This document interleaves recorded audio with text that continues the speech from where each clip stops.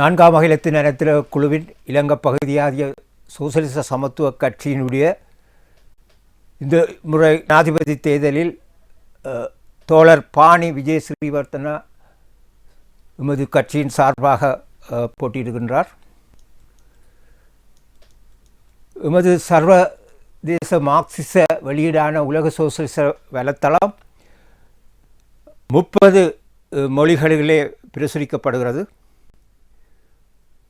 எங்களுடைய கட்சி அனைத்து ஆளும் கட்சிகளுக்கும் எதிர்கட்சிகளுக்கும் எதிராக மற்றும் போலி இடது குழுக்களுக்கும் எதிராக இத்தேர்தலில் தலையிடுகின்றது.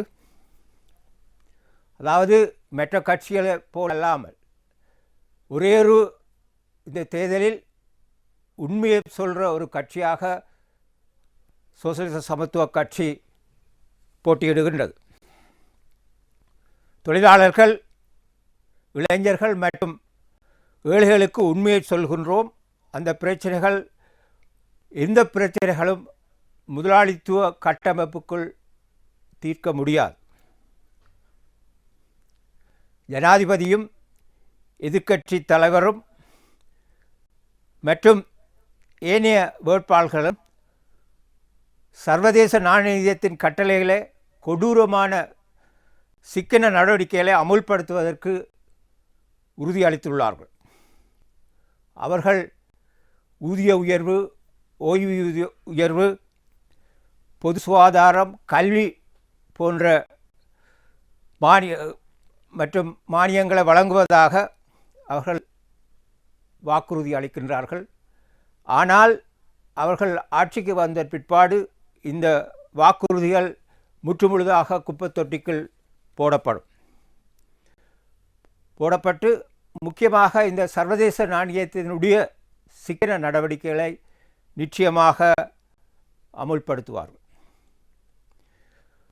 அதேபோல் தமிழ் முதலாளித்துவ கட்சிகளும் சர்வதேச நாணய நிதியத்தின் திட்டங்களை அமுல்படுத்துவதற்கு உறுதி பூண்டுள்ளன.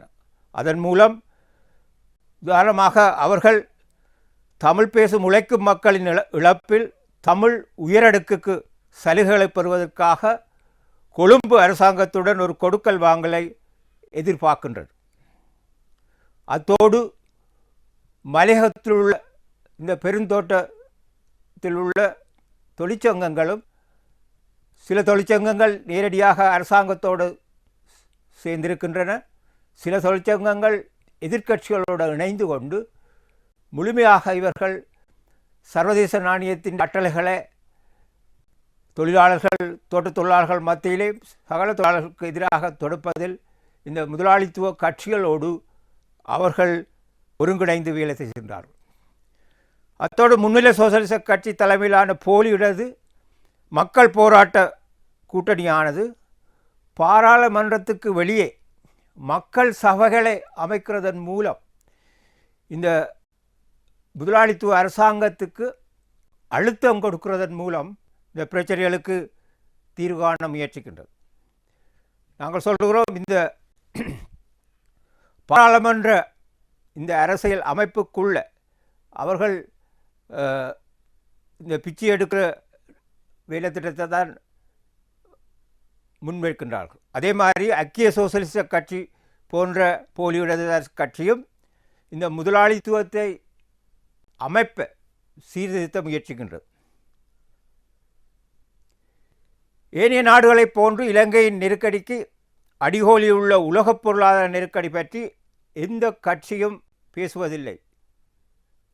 இது ஒரு தேசிய நெருக்கடி அல்ல. அதேபோல் இதற்கு தேசியவாத தீர்வும் கிடையாது. உலகளாவிய ரீதியில் அவர்களது சகாக்களைப் போலவே இலங்கை அரசாங்கமும் இந்த நெருக்கடியின் சுமையை சர்வதேச நாணய நிதிய சிக்கன வேலை திட்டத்தின் வடிவில் வெகு இனங்கள் மீது சுமத்துகின்றது.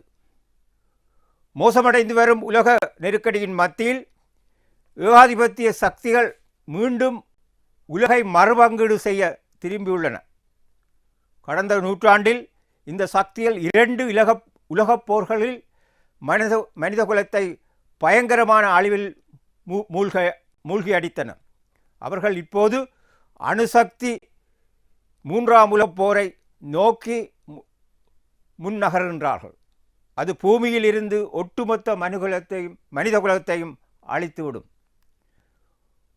உக்ரைனில் ரஷ்யாவுக்கு எதிரான அமெரிக்கா நேட்டோ போருடன் காசாவில் இஸ்ரேல் பாசிச ஆட்சி இனப்படுகொலை போர் தொடர்கின்ற அதேவேளை சீனாவை அடிப்படை செய்வதற்கான போருக்கான தயாரிப்பு வேகமாக இடம்பெற்று வருகின்றது. இந்திய அரசாங்கம் சீனாவுக்கு எதிரான அமெரிக்காவின் போர் தயாரிப்பில் பங்காளியாகும். இந்த முயற்சியில் இலங்கையில் தெற்காசியாவின் ஏனைய நாடுகளும் நெருக்கமாக இணைந்து கொள்ள வேண்டும் என இரு நாடுகளும் விரும்புகின்றன. ஆயினும் ஆளும் மற்றும்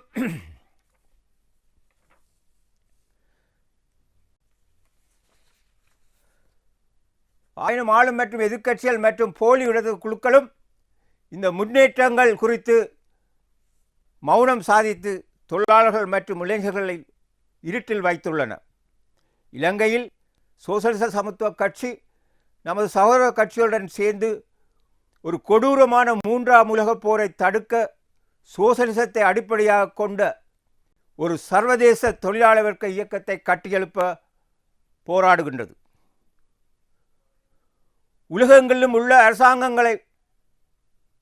அரசாங்கங்கள் எந்தொரு மட்டுப்படுத்தப்பட்ட நோய் தணிப்பு நடவடிக்கையை கூட முற்றிலுமாக கைவிட்டதன் விளைவாக இப்போது 5வது ஆண்டாக பரவிக்கொண்டிருக்கும் கோவிட் தொற்று நோய் ஏற்கனவே உலகளவில் 28 மில்லியனுக்கு அதிகமான உயிர்களை காவுகொண்டுள்ளது.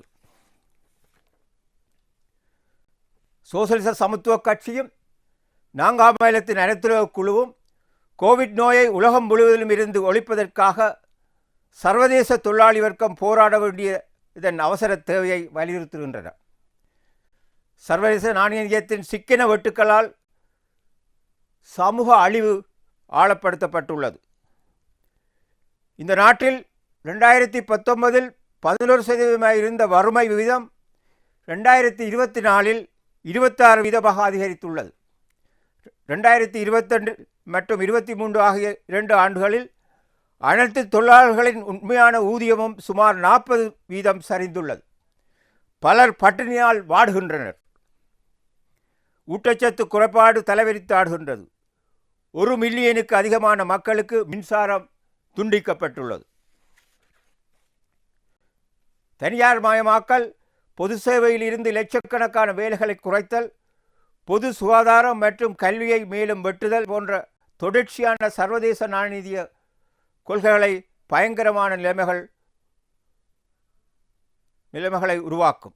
இந்த முதலாளித்துவ அழிவிலிருந்து வெளியே வந்து ஜனநாயக உரிமைகளை சமூக உரிமைகளையும் பாதுகாக்க போராடுவதற்கு ஒரு வேலைத்திட்டத்துடனும் முன்னோக்குடனும் ஆயுதபாணியாக்குமாறு உழைக்கும் மக்களை நாங்கள் கேட்டுக்கொள்கிறோம். இந்த தயாரிப்புக்காக தொழிலாளர்கள் மற்றும் இளைஞர்கள் 2022 வெகுஜன எழுச்சியின் படிப்பினை பெறுவது அவசியம். மக்கள் எழுச்சியை கொடூரமான முறைகளால் அடக்க முடியாமல் ஜனாதிபதி நாட்டை விட்டு வெளியேறி ராஜினாமா செய்தார் என்பது நாம் அறிந்தது. இருப்பினும் முதலாளித்துவ பாதுகாவலர்களான பாராளுமன்ற கட்சிகள் அவற்றின் தொழிற்சங்கம் மற்றும் போலி இடது முகவர்கள் தொழிலாளி வர்க்கத்தின் சுயாதீன தலையீட்டை தடுத்தனர். போராட்டம் என்ற பெயரில் இந்த தேர்தலில் போட்டியிடுபவர்களே தொழிற்சங்க அதிகாரத்துவங்களுடன் சேர்ந்து இந்த மக்களை திசை திருப்பி முதலாளித்துவ இடைக்கால அரசாங்கத்துக்கான எதிர்க்கட்சிகளின் முன்வழிவுக்கு அடிபடியை செய்தனர். இதன் விளைவாக மீண்டும் ஜனாதிபதியாக ஜனநாயக விரோதமாக நியமிக்கப்பட்டார். அவர் கடந்த தற்போதைய ஜனாதிபதியாக ஜனநாயக விரோதமாக நியமிக்கப்பட்டார். அவர் கடந்த 2 ஆண்டுகளாக சர்வதேச நாணயத்தின் சிக்கன கோரிக்கைகளை ஈவிரக்க பற்றி திணித்தவுடன் அதற்கு எதிரான வழிமுறைகளையும் நாடினார். அதற்கு எதிராக இத்தகைய வேலைத்திட்டத்துக்கு எதிராக நாங்கள், அதாவது சோசலிச சமத்துவ கட்சி இந்த முதலாளித்துவ அமைப்புக்குள் எந்த ஒரு பிரச்சனையும் தீர்க்க முடியாது. அதாவது ஜனநாயக உரிமைகள் சமூக உரிமைகளை பாதுகாக்க முடியும் ஒரு சோசலிச கொள்கையின் அடிப்படையில் தொழிலாளி வர்க்கம் ஆட்சி அதிகாரத்துக்கு போக வேண்டும் என்று சொல்லி. ஆகவே தொழிலாளர்கள் வேலை ஸ்தலங்கள், தோட்டங்கள், நடவடிக்கை குழுக்களை அமைத்து கொண்டு அவர்கள் ஒரு ஜனநாயக தொழிலாளர் ஒடுக்கப்பட்ட மக்களின் ஜனநாயக சோசலிச மகாநாட்டை கூட்டுவதன் மூலம் ஒரு தொழிலாளர் விவசாயி அரசாங்கத்தை அமைக்கிறதுக்காக போராட வேண்டும். அதாவது ஸ்ரீலங்கா ஈழம் சோசலிச குடியரசு தெற்காசிய சோசலிச குடியரசு பகுதியாக அமைக்க வேண்டும் நாங்கள் சொல்கிறோம். வடகிழக்கில் இருந்து ஆக்கிரமிக்கப்பட்ட இராணுவம் வடகிழக்கில் இருந்து வெளியேற வேணும். அந்த விவசாயிகளுடைய நிலங்கள் அவர்களுடைய கைக்கு மாற்றப்பட வேண்டும். அந்த அடிப்படையில் தொழிலாளர் தங்களுடைய இந்த சொத்துக்களை தொழிலாளர் தங்களுடைய கையில் எடுக்க வேணும். சர்வதேச நாணய நிதியத்தின் கடன்களை நிராகரிக்க வேணும். அதே நேரத்தில் விவசாயிகளுடைய கடன்கள் நிராகரிக்கப்பட வேண்டும். அத்தோடு அதாவது தனியார் மயமாக்கல் நிறுத்தப்பட வேண்டும். அது தொழிலாளர் ஆதிக்கத்தின் இந்த சொத்துக்கள் தேசியமயமாக்கப்பட வேண்டும். அதோடு வங்கிகள், கம்பெனிகள், தோட்டங்கள் தொழிலாளர் ஆதிக்கத்தின் கீழ் ஒரு ஜனநாயக அடிப்படையில் தொழிலாளர் ஆதிக்கத்தில் கட்டுப்பாட்டுக்குள் கொண்டு வர வேண்டும். இந்த அடிப்படையில் முக்கியமாக கல்வி சுகாதாரங்களுக்கான நிதியுதவி அதுகள் பாதுகாக்கப்பட வேண்டும். சகல முதலாளித்துவ சொத்துக்களும் தொழிலாளர் ஆதிக்கத்தில் தேசியமாக்கப்படும். அந்த அடிப்படையில் தொழிலாளர்கள் விவசாயிகள் அரசாங்கம் அமைக்கிறதன் அடிப்படையில் தான் இன்றைய இந்த பிரச்சனைக்கு தீர்வான முடியும். அத்தகைய அடிப்படையில் போராடுற ஒரே ஒரு கட்சி ஒரு அனைத்துலக ரீதியாக நாங்கள் இந்த நடவடிக்கை குழுக்கள் அனைத்துலக ரீதியான நடவடிக்கை குழுக்களோடு ஒன்றிணைந்தவாறு உலக தொழிலாளி வர்க்கத்தை அணிதிரட்டி கொண்டு இந்த முதலாளித்துவ அரசாங்கத்தை தூக்கி வீசுறதுக்கான ஒரு சர்வதேச சோசலிசத்தின் அடிப்படையில் உலகம் பூராகம் முதலாளித்துவ ஆட்சியை தூக்கி வீசி ஒரு உலக சோசலிச புரட்சிக்கான வேலை திட்டத்தின் அடிப்படையில் போராடுற ஒரே கட்சி. நாங்கள் இந்த தேர்தலில் தலையிடுறது முழுமையாக எதிர்காலத்தில் இந்த முதலாளித்துவ நெருக்கடியின் மத்தியிலே கிளர்ந்தெழுகிற இந்த உலக தொழிலாளி வர்க்கத்தின் ஒரு பகுதியாக இலங்கையில் ஏற்படுற இந்த தொழிலாளி வர்க்க போராட்டங்களுக்கு இந்த அனைத்துலக சோசலிச வேலை திட்டத்தின் அடிப்படையில் தலைமை கொடுக்கிற ஒரு சோசலிச சமத்துவ கட்சியை ஒரு பரந்த கட்சியாக மாற்றுவதற்கான அடிப்படையில் தான் நாங்கள் இந்த தேர்தலில் போடுகிறோம். இந்த வேலை திட்டத்தை ஏற்றுக்கொள்கிறவர்கள் இந்த எங்களுடைய சின்னமான கத்திரிக்கோள் சின்னத்துக்கு வாக்களிக்குமாறு கேட்டுக்கொள்கிறோம். அத்துடன் நின்று விடாது எங்களுடைய கட்சியை ஒரு பரந்த தொழிலாளி வர்க்கத்தினுடைய ஒரு பரந்த கட்சியாக மாற்றுவதற்கு இந்த கட்சிகளோடு இணையுமாறு நாங்கள் கேட்டுக்கொள்வதோடு எமது ஊடகமான உலக சோசலிச வலைத்தளத்தில் வாசிக்குமாறு கேட்டுக்கொண்டு எனது உரையை முடிக்கிறேன். வணக்கம்.